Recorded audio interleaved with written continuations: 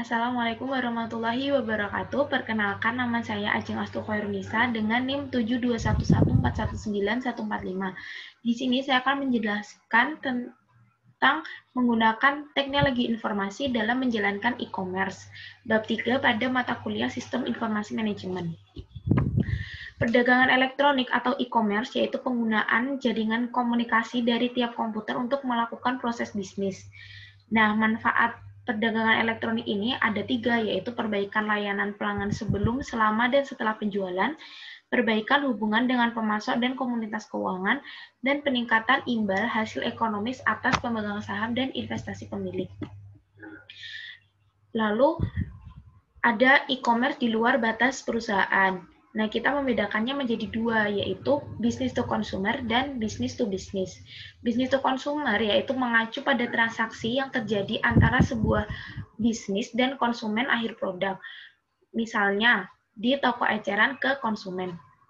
Lalu yang kedua yaitu business to business, yaitu mengacu kepada transaksi antar bisnis, di mana tidak ada yang menjadi konsumen akhir. Contohnya seperti dari produsen ke distributor.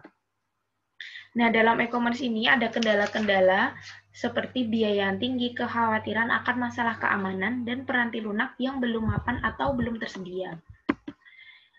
Untuk selanjutnya itu jalan menuju e-commerce. Jadi perusahaan itu awalnya merasa bahwa manfaat yang diharapkan lebih besar daripada biaya dan lalu memutuskan mengimplementasikan e-commerce ini. Lalu rencana bisnis strategis akan membukakan komitmen untuk menggunakan e-commerce guna meraih keunggulan yang kompetitif. Nah, pertama-tama perusahaan harus memperoleh kecerdasan bisnis terlebih dahulu sehingga bisnis tersebut akan memahami peranan potensial yang akan dimainkan oleh masing-masing unsur lingkungan. Pembahasan selanjutnya itu inteligensi bisnis, yaitu aktivitas pengumpulan informasi mengenai unsur-unsur di dalam lingkungan yang berinteraksi dengan perusahaan. Nah, di sini ada 2 unsur, yaitu basis data eksternal dan mesin pencari. Basis data eksternal itu sendiri seperti perusahaan. Jadi perusahaan tidak harus mengumpulkan informasi lingkungan sendiri. Nah, tersedia basis data komersial penting yang memberikan informasi mengenai hampir semua subjek. Contohnya itu ada di www.lexisnensis.com. Ini untuk mendapatkan informasi hukum, keuangan, dan pemerintah dari berbagai macam sumber. Lalu yang kedua yaitu mesin pencari atau search engine, yaitu suatu program komputer khusus yang menanyakan satu kata atau kelompok kata kepada pengguna untuk dicari. Contohnya seperti Yahoo, Excite, Alta Vista, dan Google. Pembahasan selanjutnya itu strategi e-commerce dan sistem interorganisasional. Strategi yang paling sering disebut adalah strategi di mana unsur-unsur yang ada dikaitkan dengan transmisi data elektronik. Nah, nama yang diberikan untuk strategi ini adalah sistem interorganisasional atau EOS, dan istilah yang sering digunakan untuk EOS yaitu EDI atau Electronic Data Interchange. Manfaat EOS itu sendiri dibagi manfaat penting dari EOS itu ada 2, yaitu efisiensi komparatif dan kekuatan penawaran. Untuk efisiensi komparatif, para sekutu dagang itu dapat memproduksi barang dan jasa dengan tingkat efisiensi yang lebih tinggi dan dengan biaya yang lebih rendah kepada para pelanggannya. Efisiensi komparatif ada 2 macam, yaitu efisiensi internal dan efisiensi interorganisasional. Untuk efisiensi internal itu sendiri terdiri atas perbaikan dalam operasi-operasi perusahaan itu sendiri, jadi lingkupnya di dalam perusahaan. Untuk efisiensi interorganisasional itu meliputi perbaikan-perbaikan yang diperoleh melalui kerjasama dengan perusahaan-perusahaan lain. Manfaat yang kedua yaitu kekuatan penawaran, yaitu kemampuan sebuah perusahaan untuk menyelesaikan perselisihan dengan para pemasok dan pelanggannya demi keuntungan perusahaan itu sendiri. Kekuatan diambil dari area dasar, yaitu fitur-fitur produk yang unik, menurunkan biaya-biaya yang berhubungan dengan penelitian, dan meningkatkan biaya perpindahan. Selanjutnya ada EDI dan extranet. EDI terdiri atas transmisi data langsung komputer ke komputer dalam suatu format struktur yang dapat dibaca oleh mesin. Sedangkan extranet itu cara lain untuk membuat EOS. Cara ini memungkinkan dibaginya informasi berbasis komputer yang sensitif dengan perusahaan lain dengan menggunakan teknologi informasi yang pada umumnya terhubung ke internet. Nah, ada pengaruh penerapan iOS, ada dua, yaitu internal dan eksternal. Pengaruh internal yaitu kebutuhan internal dan dukungan manajemen puncak.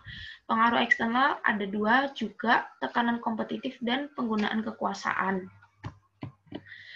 Lalu ada manfaat-manfaat tidak langsung dari iOS, yaitu mengurangi kesalahan, menurunkan biaya, meningkatkan efisiensi operasional, meningkatnya kemampuan untuk bersaing, memperbaiki hubungan dengan sekutu dagang, dan memperbaiki layanan pelanggan. Lalu selanjutnya ada strategi business to consumer untuk e-commerce. Jadi mengapa memahami strategi bisnis untuk e-commerce, business to consumer itu begitu penting? Yaitu ada dua alasan, semakin banyaknya jumlah produk dan jasa yang tersedia untuk pengiriman digital, dan banyaknya pelanggan yang mulai melakukan pembelian menggunakan web. Nah, ada dua produk ya, yaitu produk fisik dan digital. Produk fisik itu produk yang tidak dapat dikonsumsi melalui web, jadi sebagai gantinya barang tersebut dikirimkan langsung kepada pelanggan, seperti online shop. Sedangkan produk digital yaitu produk dan jasa tertentu yang dikirimkan kepada pelanggan melalui internet, seperti CD. Ada dua jenis penjualan, yaitu penjualan maya dan penjualan campuran. Penjualan maya itu sendiri yaitu penjualan yang dilakukan oleh perusahaan, tetapi tidak mengoperasikan tempat berjualan fisik. Jadi hanya melalui web. Sedangkan penjualan campuran, penjualan yang memiliki tempat penjualan secara fisik dan web. Lalu ada langkah selanjutnya untuk e-commerce, yaitu perdagangan bergerak, yaitu penggunaan telepon seluler dan asisten digital pribadi untuk melakukan e-commerce nirkabel. Lalu ada nirkabel berkelas bisnis di semua tempat. Nah, hotspot dan broadband untuk mengakses internet ini saat ini sudah berada di mana-mana. Jadi komunikasi nirkabel yang kecepatannya cukup memadai melalui jasa penyedia komunikasi yang sama dengan telepon seluler memungkinkan terciptanya komputasi nirkabel berkelas bisnis di semua tempat. Lalu ada saran-saran keberhasilan pengguna internet, ada 10, yaitu pastikan situs web Anda kuat, pastikan browser dan struktur basis data Anda fleksibel maupun intuitif, menekankan isi sering diperbarui, melihat di luar pelanggan, tujuan isi kepada kebutuhan spesifik pengguna, ciptakan rasa kebersamaan, menjadikan internet intuitif, berada di lokasi web yang tepat, dan carilah bantuan jika membutuhkannya. Lalu yang terakhir ada dampak internet pada bisnis mendatang. E-commerce business to business ini tidak berdampak pada pelanggan, tetapi harga yang lebih rendah dan layanan pelanggan yang lebih baik yang dimungkinkan oleh business to business adalah hal yang membuat organisasi bisnis menjadi kompetitif. Baik, sekian presentasi dari saya. Kurang lebihnya mohon maaf. Wassalamualaikum warahmatullahi wabarakatuh.